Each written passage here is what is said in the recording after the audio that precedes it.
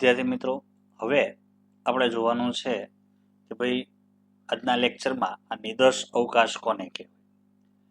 તો કોઈ પણ યાદચ્છિક પ્રયોગના શક્ય તમામ પરિણામોના ગણને યાદચ્છિક પ્રયોગનો નિદર્શ અવકાશ કહે છે. આ શબ્દ બહુ મહત્વનો. જે પણ પરિણામ છે એના ગણને, શક્ય તમામ પરિણામોના ગણને આપણે છગડીયા કૌંસમાં દર્શાવીએ છીએ, જેને સંકેતમાં કેપિટલ યુ અથવા કેપિટલ એસ વડે દર્શાવાય છે. હવે અહીં આપણે ઉદાહરણ દ્વારા સમજીએ. તો પ્રથમ ઉદાહરણ જોઈએ કે એક સમતોલ સિક્કો ઉછાળતા મળતો નિદર્શ અવકાશ. તો સમતોલ સિક્કો ઉછાળે તો સિક્કાને બે પરિણામ, છાપ અથવા કાટ. તો એના જે બે પરિણામ છે, બે પરિણામનો આપણે ગણ બનાવીએ. નીચે અહીંયા તમે જુઓ યુ બરાબર છગડીયા કૌંસમાં HT. એવી જ રીતે બીજું ઉદાહરણ જોઈએ કે એક સમતોલ પાસો ઉછાળતા મળતો નિદર્શ અવકાશ. ઉપરનો જે ઉદાહરણ આપણે સિક્કો જોયો, હવે પાસો. તો પાસાને 1 થી લઈ અને 6 પરિણામ હોય છે. તો 1 થી 6, 1, 2, 3, 4, 5 ને 6 અહીંયા છગડીયા કૌંસમાં યુ બરાબર છગડીયા કૌંસમાં 1 થી 6 6 પરિણામ આપણે લખ્યા. તો આને કહેવાય સમતોલ પાસાનો નિદર્શ અવકાશ. તો ફરી વખત નિદર્શ અવકાશમાં કે શક્ય તમામ પરિણામોના ગણને તે યાદચ્છિક પ્રયોગનો નિદર્શ અવકાશ કહે છે. એવી જ રીતે જોઈએ નિદર્શ બિંદુઓ કોને કહેવાય. તો નિદર્શ અવકાશના ઘટકોને, કે જે પરિણામો મળે છે કે ભાઈ 1 મળ્યો, 2 મળ્યા, 3 મળ્યા, 4 મળ્યા, 5 મળ્યા, 6 મળ્યા, તો ઘટકોને નિદર્શ બિંદુઓ કહે છે. જે પરિણામો મળે એ પરિણામોના જે ઘટકો છે એ ઘટકોને નિદર્શ બિંદુ કહે છે. હવે એવી જ રીતે આપણે જોઈએ કે નિદર્શ અવકાશના પ્રકારો. તો નિદર્શ અવકાશના મુખ્ય બે પ્રકારો છે. પહેલું શાંત નિદર્શ અવકાશ અને બીજું છે અનંત નિદર્શ અવકાશ. તો શાંત નિદર્શ અવકાશની વ્યાખ્યા શું કહે છે? તો યાદચ્છિક પ્રયોગના નિદર્શ અવકાશમાં કુલ શક્ય પરિણામોની સંખ્યા પરિમિત હોય, મર્યાદિત હોય, પરિમિત હોય અથવા મર્યાદિત હોય તેવા નિદર્શ અવકાશને શાંત નિદર્શ અવકાશ ગણી શકાય તેવી હોય. તો એવા કયા કયા નિદર્શ અવકાશ કે જેના પરિણામો આપણે ગણી શકીએ? જેમ કે અહીંયા નીચે ઉદાહરણ આપ્યા છે. એક સમતોલ પાસાને ઉછાળતા મળતો નિદર્શ અવકાશ શાંત નિદર્શ અવકાશ છે. કેમ? તો કે પાસા પર 1 થી લઈ અને 6 પરિણામો છે આપણે ગણી શકીએ. 1, 2, 3, 4, 5, 6.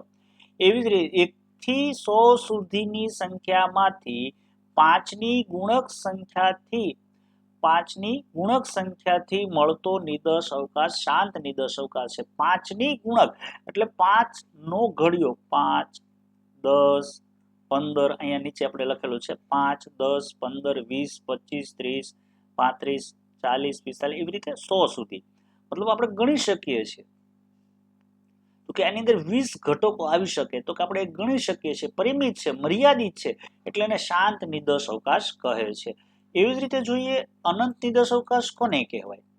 તો કે અનંત નિદર્શ અવકાશની વ્યાખ્યા જોઈએ કે યાદચ્છિક પ્રયોગના નિદર્શ અવકાશમાં કુલ શક્ય પરિણામોની સંખ્યા અપરિમિત હોય, અમર્યાદિત હોય અથવા ગણી શકાય તેમ ન હોય એવા નિદર્શ અવકાશને અનંત નિદર્શ અવકાશ કહે છે.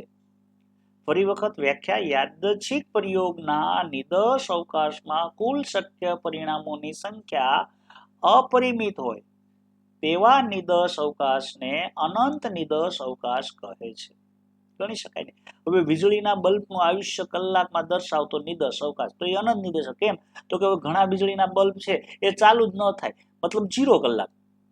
કોઈ વીજળીના બલ્બ એવા છે કે 1 કલાક ચાલુ રહે અને ત્યાં ઉડી જાય, બરાબર, એટલે આયુષ્યનું પૂરું. કોઈ એવા છે કે 2 કલાક ચાલે, કોઈ 3 કલાક ચાલે, કોઈ 4 કલાક ચાલે, અનંત, એનો કોઈ અંત નથી, બરાબર, ગણી ન શકાય.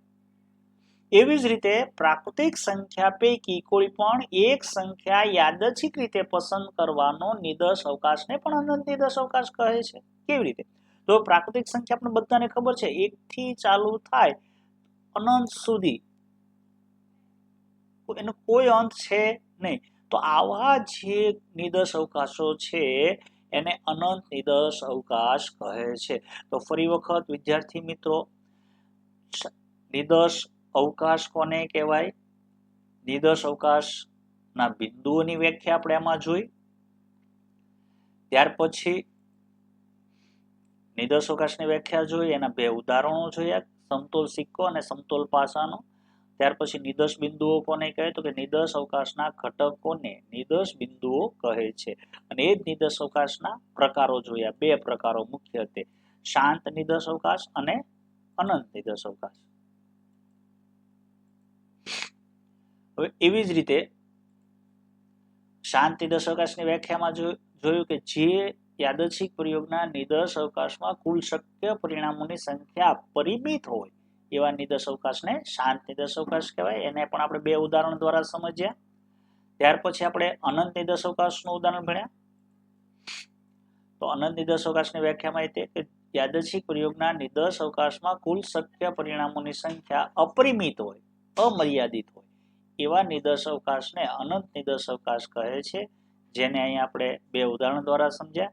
તો આજના લેક્ચરમાં આપણે જોયું નિદર્શ અવકાશ, નિદર્શ બિંદુઓ, નિદર્શ અવકાશના બે પ્રકારો, શાંત નિદર્શ અવકાશ અને અનંત નિદર્શ અવકાશ.